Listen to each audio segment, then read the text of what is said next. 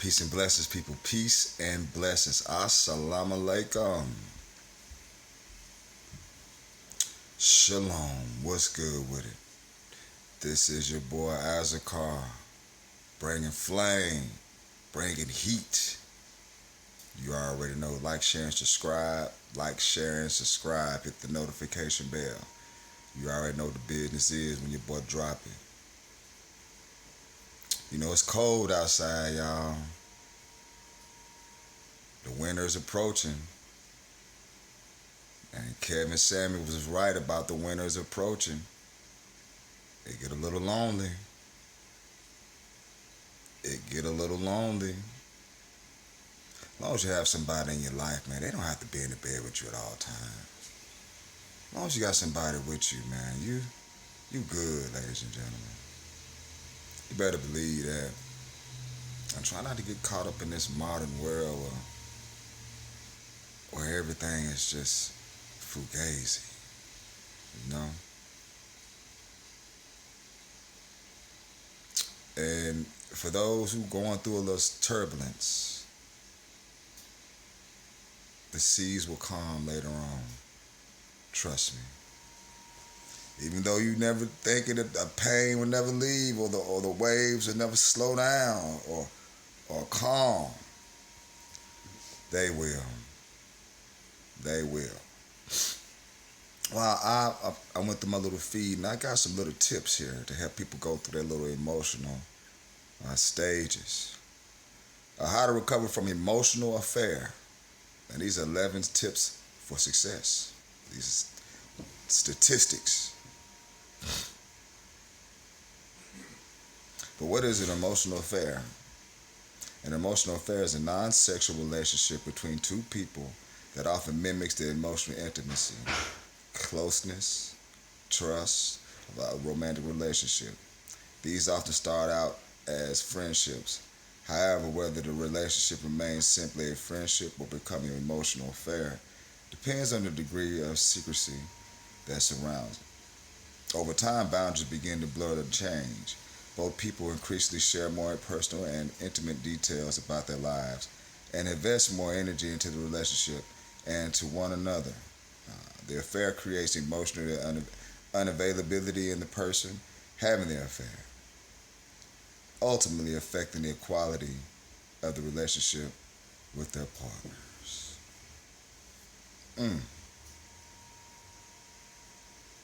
The emotional intimacy, where two people share personal information about their partners.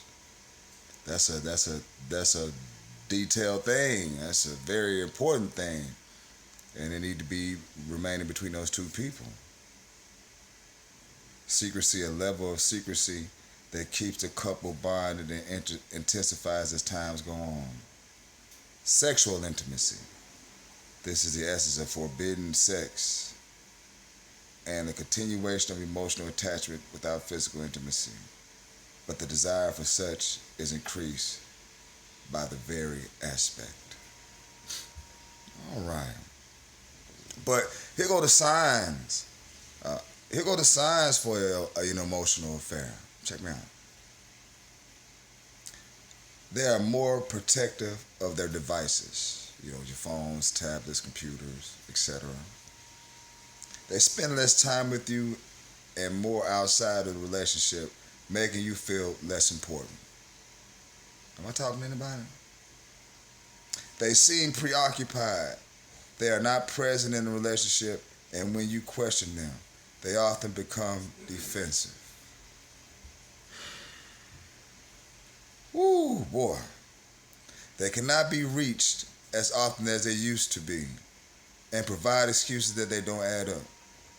Oh, man. Am I checking my box? Am I checking my box? Oh, my God.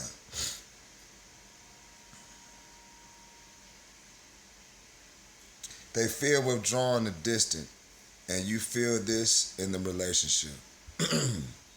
Oh, man.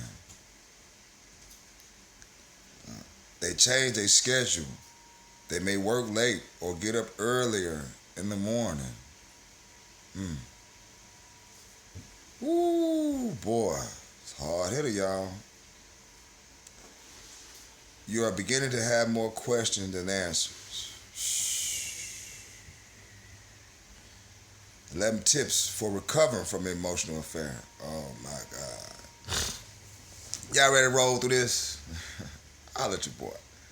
Accept what is an affair. You gotta accept it. Affairs don't have to be sexual to be considered infidelity. You know that? Lead with honesty. Lead with honesty is a two-way street. Honesty creates more transparency and will help you rebuild trust.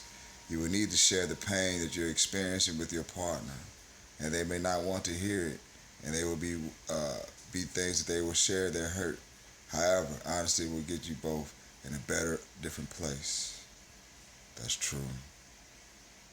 That is so true. Have the conversation. When dealing with the emotional affair, the conversation is never just one and done. There'll be several. It would take time, patience, and healthy communication skills. There are many ways to communicate in a relationship that will help each partner share how they are feeling in productive ways. Conversation also addresses reasons behind the flirting, set healthy boundaries, and build a safer space. But today's women just get bored. I mean, let's put that all in parentheses in the background, man. They get bored when it comes to a disciplined person, man, and they want to do something different. And it's like, do you blame them? Are you hurt? It's a motherfucker. Commit to working on things together. You can try. But what's that infidelity thing? I know it's just for me. Some people can forgive that. But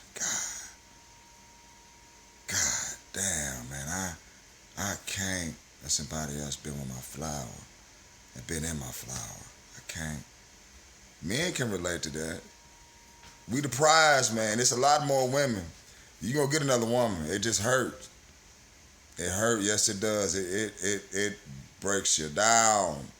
Make you flare up, eyes be all red, tearing up, flaring up, missing her.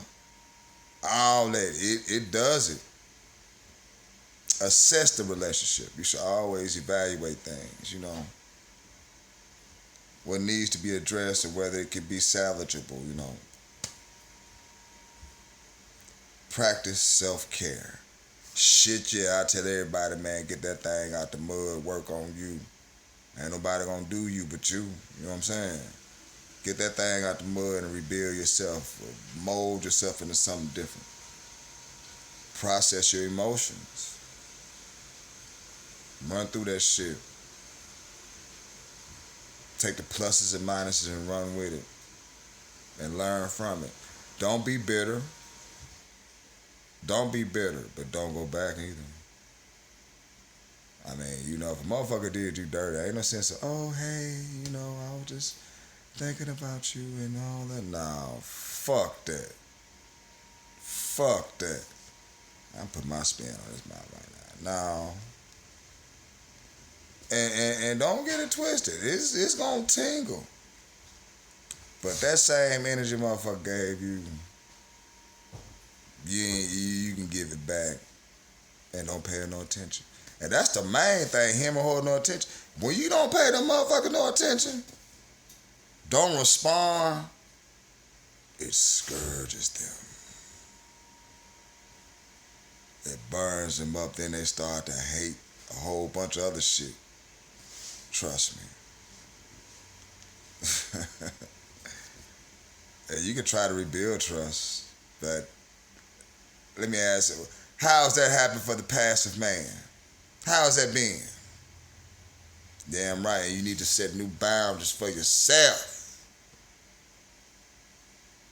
Be a different person than you were yesterday. Be a better individual. Be a bad motherfucker. That's what you do. Get educated. Learn something.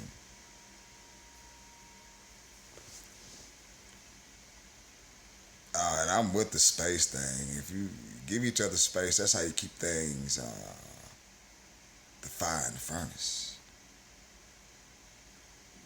And they say you should reconnect with your partner, but this is like,